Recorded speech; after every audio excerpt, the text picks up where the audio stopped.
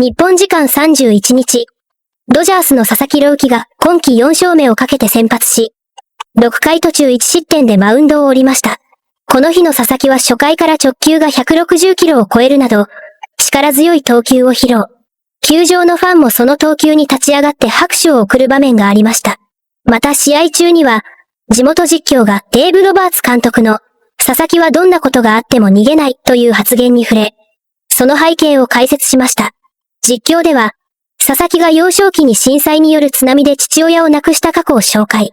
その大きな喪失を乗り越え、野球を心の支えにしながら現在の舞台まで歩んできた経緯が伝えられました。これらの模様を日本語字幕付きでご紹介します。During this current run, Nomar, the Dodgers' best player, Shohei Ohtani, he's also the best player in the world. And he's been on an offensive tear, showing why he is the best player in the world. Well, early on, people were concerned, like, what's going on with Ohtani? Is it the fact that he's pitching now? Is that changing everything? Why is offense? And we were saying that he doesn't heat up till like May. When the weather heats up, he heats up. I mean, I know what that feels like. I played in a place where it was really cold. So once the weather started getting better, you start feeling good at the plate. And boy, Shohei has been heating up, swinging the bat well his last 14 games. I mean, hitting over 400, just really impressive, driving in runs, just doing all the little things. Oh, and by the way, yeah, he is a stud on the mound as well. He's a pitcher, and boy, he looks like a Cy Young out there. Yeah, John, I guess we'll add also the best player ever, right? Because, I mean, that's what he has shown. And the thing I love about Shohei is that he never strays away from who he is. You know, a lot of times I've been around other guys and they start thinking a little bit, oh, should I take this pitch? Oh, should I change this? Should I change that? I feel like he's never strayed away from who he is. He's going to look bad sometimes. Yeah, he gets fooled. We all get fooled as hitters, right? But he stays confident. He stays, you know what? You're going to make a mistake eventually. And guess what? Even when you don't make a mistake, I can get singles and doubles off your, pitches on the corner, right? When you're pitching me tough. And he's a confident guy with 2 strikes. So he's just an all-around good hitter, with power. And yeah, like Nomar said, he also pitches pretty well too. 6 no-hit innings, I think, in his last start. And yeah, you could see frustration on his face because he's such a perfectionist on the mound and also in the batter's box. And he's been awfully good doing both, especially the last few weeks here at Uniqlo Field at Dodger Stadium. Well, as we speak, the Spurs and Thunder are playing Game 7 of the Western Conference Finals. Spurs are up 3 at the half. The winner will advance to play the New York Knicks for the NBA championship. But we know this. Game 7s are the best thing in all of sports. We saw that November 1st last year when the Dodgers beat the Blue Jays. So in the spirit of Game 7s, James, we're going to have a little fun here. Let's say the Dodgers were playing Game 7 tonight. Make a case for Shohei Ohtani to be the starter for Game 7. Yeah, I mean, my case for him is obviously what he's done this year, a sub-1 ERA. And I really feel like Game 7 left a bad taste in his mouth from the pitching perspective, right? Gave up the big home run to Bichette. So I really feel like he really wants his get back. We've seen it this year. He's got Cy Young on the mind right now. As long as he can keep giving us innings, which he has been. So that's really my case for him. He's got, electric stuff. He's, top 3 pitcher stuff out there. And I just really feel like he is the guy that I want out there to get Game 7. And he was making last year's start on short rest. Nomar, you get a chance to make a case for Yoshinobu Yamamoto. This shouldn't be difficult. He was World Series MVP, John, and rightly so. I mean, we've seen Yoshi pitch in big games since he's put in that Dodger. He pitched in big games over there in Japan. So nothing phases him. He seems to even get better the bigger the occasion. I remember the first time when they were Dodgers going to Yankee Stadium, like, oh, here's a real big test for him. And he shut them down and it was like nothing. And then we saw it in the postseason. We saw it in the World Series last year, all the way to taking it to pitch in back-to-back days. Say, listen, we are winning this. Losing is not an option. Right. I mean, holy smokes, that's his mantra. And we know that. So that's why I got to be Yoshi taking the mound. He pretty much pitched every game. At least it felt that way in last year's Fall Classic. We're going to the offensive side now. Let's suppose it's a hypothetical Game 7 tonight. James, we're in extra innings. Who do you want at the plate in a tie game in the extra innings? Yeah, I'm going to go with Shohei Ohtani. I mean, the only 50-50 guy and a guy that can just drive the ball out of the stadium at any point when I feel like he wants to, because he just covers so much of the plate. We've seen him go oppo. We've seen him pull the ball. This is a guy that also processes well. I've seen him take at bats. Okay, he got me on that pitch. And I've seen him go up there and say, okay, I got that same pitch. I know exactly what to do with it. You're not going to keep getting me out the same ways. And that's how the best hitters stay in the big leagues. Dave Roberts has continued to say that one of the things that's impressed him about Sasaki is that he doesn't run from challenges. And he's proved himself already doing that, the way he bounced back last year, came back to pitch in the postseason. And no kind of adversity that he goes through on a baseball field is ever going to come close to what he went through as a kid. And so when you see him continue to bounce back like this is really no big deal. Starts the first out of the fifth. When Roki was in third grade, he's at school. It's a Friday afternoon. The wall started to shake. There's an earthquake.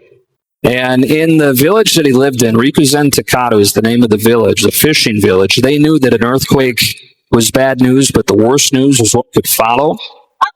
Sirens start going off. That means there's a good chance there's a tsunami coming. So the drill at the school was the sirens go off. The teachers rush all the kids to this hill that's behind the school. They get all the kids up there. But about a half an hour after the earthquake, a 50-foot wave wipes out his entire village. So the kids are safe because they're up on this hill, but they're about the only ones.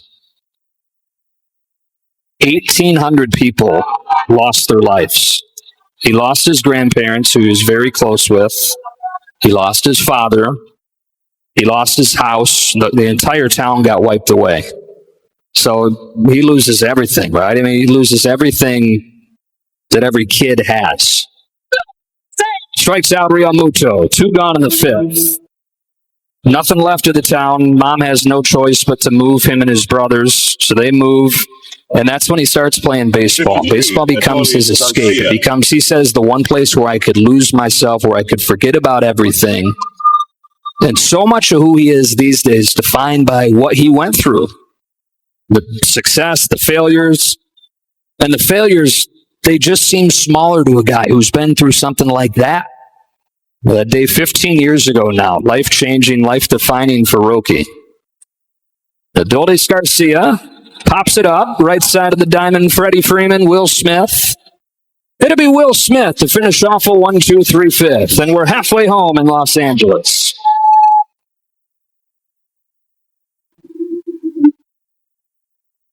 Shohei Ohtani hit a leadoff home run, pitched 6+ innings, finished with no hits allowed. No other MLB player in the modern era has accomplished both feats over the course of his entire career, same game or not. I realize exhausting for some people when we sit here and we say Shohei and everybody rolls their eyes because they realize that quickly means that we're going to be talking about Shohei yet again. I don't think you can talk about Shohei enough, Caroline. It's just beyond any doubt at this point that he's the single greatest baseball player I'll ever see in my life, and whatever praise we're giving him, he deserves more.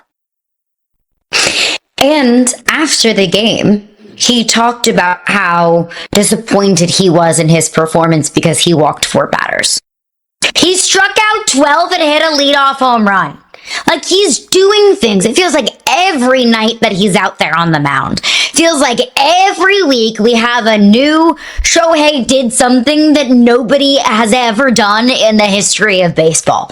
Or Shohei just did something that hasn't been done since Babe Ruth did it. So he's not just changing the history books in Major League Baseball.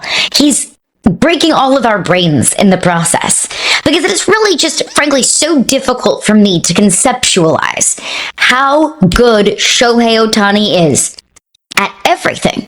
How consistent Shohei Ohtani has been really throughout the entirety of his career. I do think we take it for granted.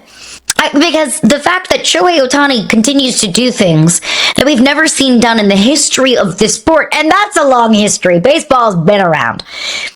We're not talking about it enough. If it's the leadoff story on SportsCenter, we're not talking about it enough. And Fitzy, I really wish that I did have this new, fresh, never been heard before kind of take when it comes to Shohei Ohtani. But all I can say is we are watching history. We will be telling our kids and our grandkids and our great-grandkids about how we got to watch Shohei Ohtani. About how we got to witness one of the, if not the greatest baseball players in the history of the sport of baseball. I wish I had something new to offer up. But at the end of the day, all that can really be said about Shohei Ohtani is there's no word in the English language that accurately encapsulates Shohei Ohtani's greatness. And it is simply just a privilege to watch him. You know, the kids out there, they're going to say, oh, she's glazing him. So be it. He deserves it. Shohei Ohtani has very much so deserved every amount of praise that has been heaped upon him. He's terrifying for every other team in baseball, and he is a privilege for every fan of this sport. At some point, it's no longer just a conversation of Shohei greatness in baseball. And it's just a conversation of Shohei greatness.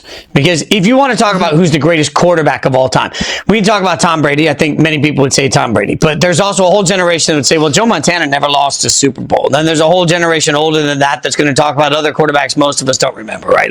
And now there's a new generation that's already saying, well, could Mahomes be the next Brady? Whenever we talk about the greatest quarterbacks of all time, there are multiple quarterbacks in the same bucket to at least pick out, have a debate about, have a conversation about. When you talk about the greatest NBA players of all time, LeBron versus MJ is a debate for a reason. All we have to do is say LeBron versus MJ and everybody loses their mind, because there's a whole group of people that will never feel the same about LeBron that they do about Michael Jordan, and vice versa. And then there's the accomplished other players to put into the same bucket of the greatest of all time conversations. I don't think you can find anybody that even belongs in the same bucket as what Shohei's doing, because he's doing it at two different positions at the same time. Because he's generational at two different things at the same time. Because he's the best we're going to see at two different things at the same time. I don't think this is any longer just a conversation about, is Shohei the best baseball player? I think this is now a question of, is Shohei the most dominant athlete in his sport that we will ever see? And when it comes to, even if it's just not individual dominance, it's just the fact that what we're seeing is so great at so many different things, at so many different times on a team that is now so accomplished, winning championships. Shohei's going to win every individual accolade there is. He's going to win every team accolade you could possibly win. He's going to be that guy in every possible way. And what I don't want to do is normalize that greatness down to a conversation just of where does Shohei rank in the Mount Rushmore of baseball players, because it ain't about that anymore. It's where does Shohei rank in the Mount Rushmore of athletes we've ever seen. And I think it's clear that Shohei is on that mountain. Shohei's sculpture can be done. You can debate everybody else you want to debate. I don't know how the hell you debate. If you're debating individual greatness, individual dominance, individual records, if you're debating memories that will last generations, if you're debating the conversation piece we'll have for generations, all of those debates, Shohei's at the top. No matter how much we talk about Shohei, we are underselling how much, to me, Shohei Ohtani means to baseball, but also how much Shohei means to pop culture, how much Shohei means to culture around the world, and how much Shohei just means to athletic greatness right now. I don't think anybody living or dead has ever done what Shohei is doing to baseball right now.